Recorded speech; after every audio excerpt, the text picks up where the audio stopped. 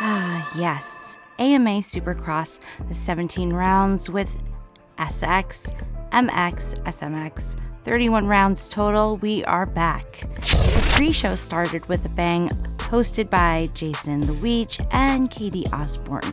The two of them together did very well. No dead air, not random awkward silence. Adding her also is good for us ladies, and I'm sure the wine mom's watching too.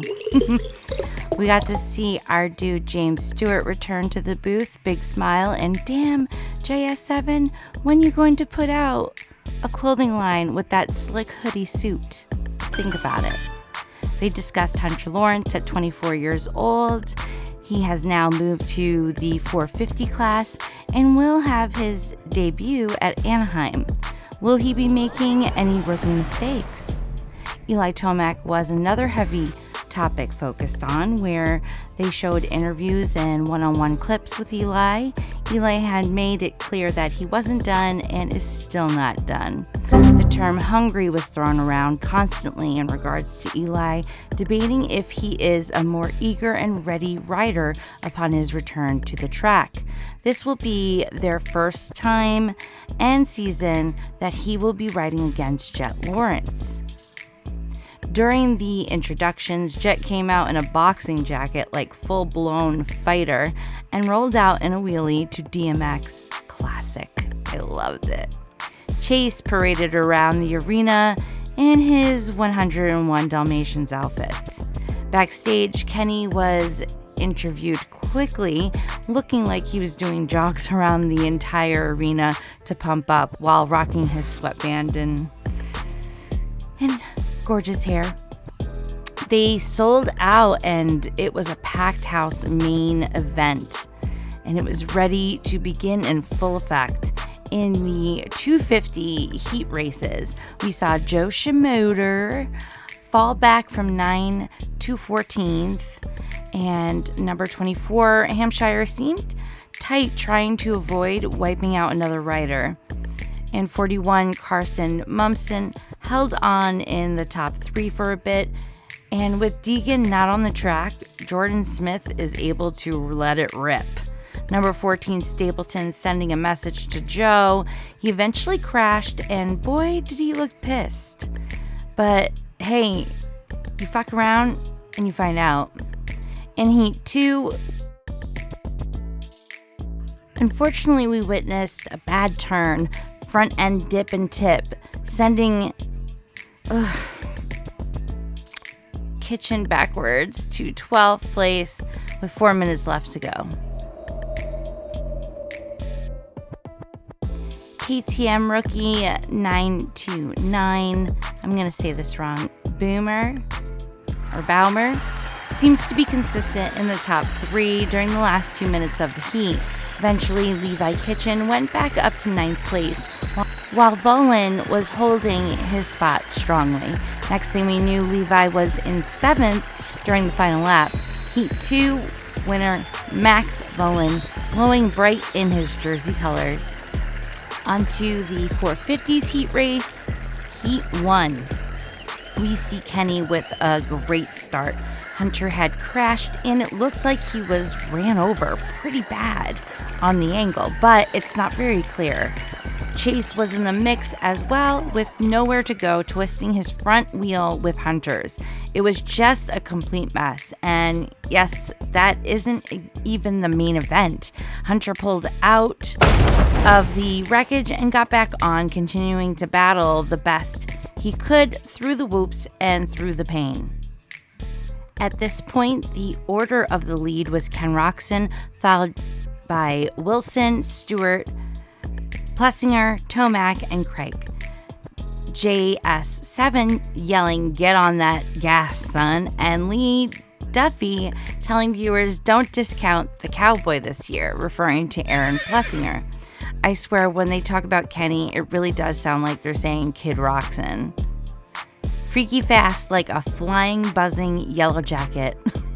He needs the stinger. Bring back the hawk. Just keep it blonde. Yeah. Okay, thanks. Plessinger holding second place, and the final lap arrives. Ken is ahead by 3.8 seconds. Behind the scenes, they would cut to Jet showing him watching the big screen, still worried about his brother Hunter. Sadly, Hunter did not have a good debut tonight and landed way back further than we even imagined, sending him to the LCQ last chance qualifying. Kenny said he was thrilled with the win to be given gate pickings, as he knows how important it is to get that for your first start. With Heat 2 getting ready, the camera pans to Jet on the line, looking upset, sad, worried about Hunter. During this time to prep, they showed more interviews with Eli and Jet, as they are clearly setting a narrative to hype up the battle between these two competitors. I can't lie though, I was cracking up when they were playing the discussions, as both guys were calling each other the guy. Bruh. Jet claims Eli is the guy. Then we have Eli saying Jet is the guy. In a better way to explain, Jet says he wants to be one of the guys, and in order to be the guy, he has to beat the guy, who is Eli. What? As for Eli, he said Jet is already one of the guys while he was gone, and right now he is the guy. Good Lord, who is the guy? The 450 heats were just a fucking stampede. Jason Anderson tempted to give Jet the dinner for a pass as he was riding on his ass. Cooper Webb was then leading on his Yamaha. With 2 minutes and 20 seconds, we saw Webb, Jet, Anderson, Ferrandis, Cincerello, Cooper, Barsha, and Prado. Prado, number 111, was doing excellent for his first Supercross event ever. I was a bit disappointed they didn't really talk or showcase him, which I think they should have, just a little bit, for him, his team, and his family. Would have been nice. While he was racing and within excellent company besides the best riders. During the final lap, Jet decided to get a little silly and fucked up right when he was close enough to catch Webb. He crashed beside a tough block and ended in third place. Chisholm and Jay Hill were sent to the LCQs. The effing LCQs.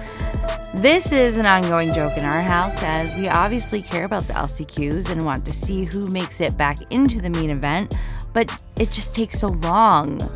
By that time, we're at, the 450 main event. I'm falling asleep. I'm too old for that.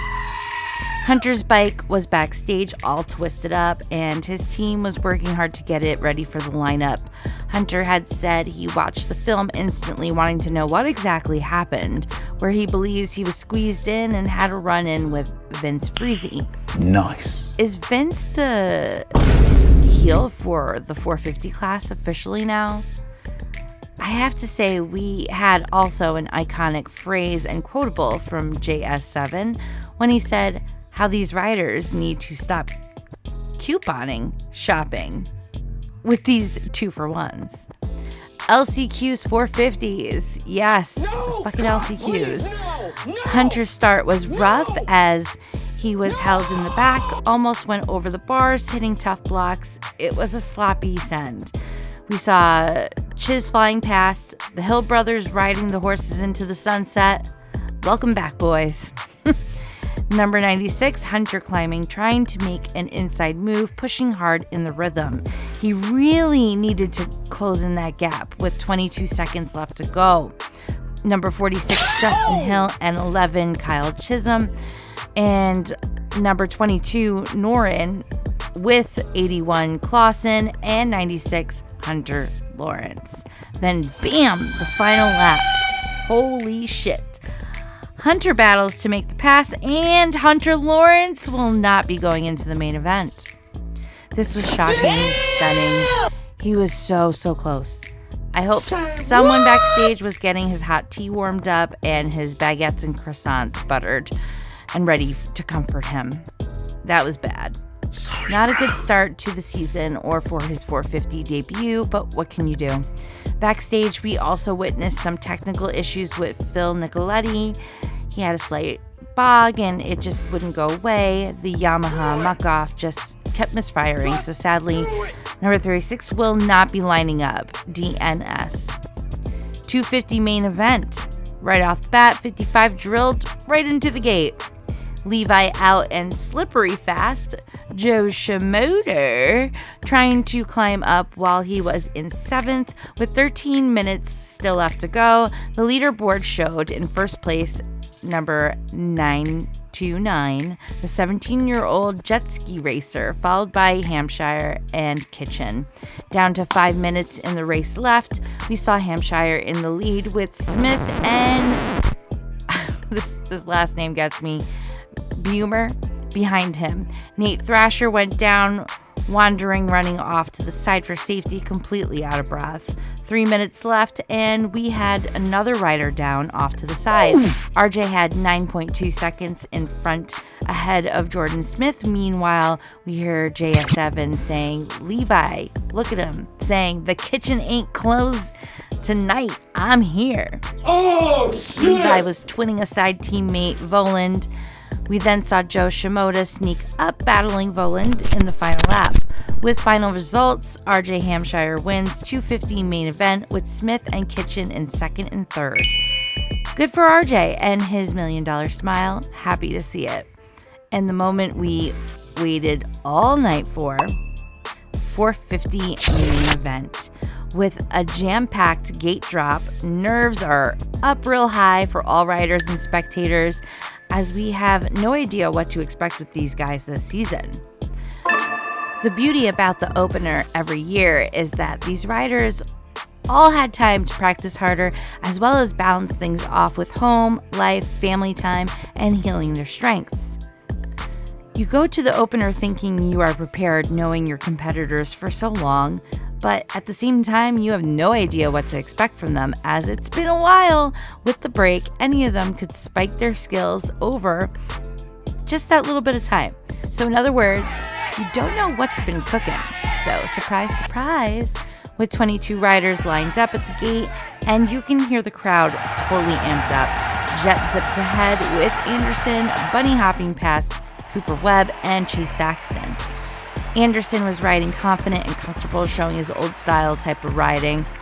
Happy to see it. Roxon shockingly became entangled at the start with a few others. I was not happy to see that at all, but I am glad he's okay. Gas Justin Barsha held it down in 5th place, and Ferrandis doing well in 6th with his new ride and team. Within 15 minutes to go, Roxon is behind in 19th, and newcomer Prado, who I'm just going to call Prada because it's close enough, is shockingly doing great in the top 10 at 9th. And like I said before, no one has bothered at all to talk about him or give him some credit, so that kind of bothered me a little bit. Not exactly sure of the details, but the next thing we knew, the stats reflected to show Freezy was out.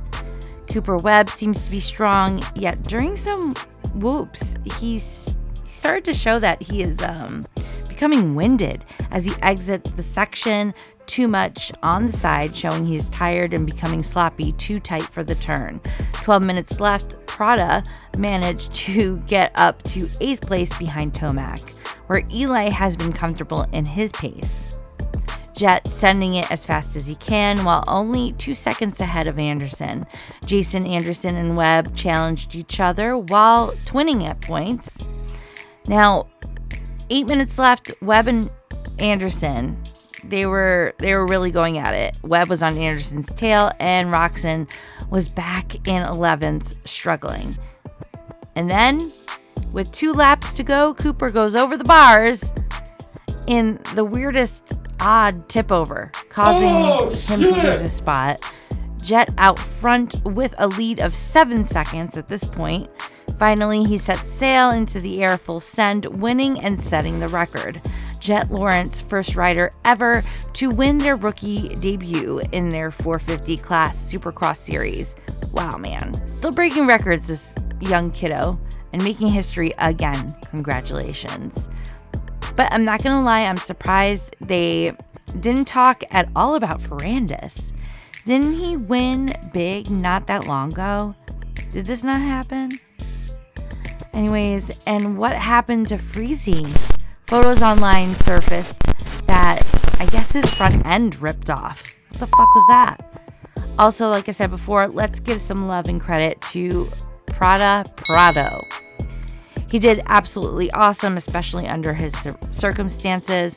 And my own personal little request and complaint is, hey Peacock, what happened to the alternative to the commercials where we saw behind the scenes cleaning the track, that type of hustle? And wouldn't it be cool to see the madness with the mechanics on deck too? Some people enjoy the mechanical aspect and the grease that's put into the sport and riders. Besides the high speed RPMs and racing, there's much more going on that's important and contributes to the team as a whole. There's just as much of a showdown behind the scenes off the track that we'd probably love to see. Thanks for hearing me out and recapping the 2024 season opener. I'll see you next weekend with another Supercross update. I'm Leenda, and that's for the record, Your Honor.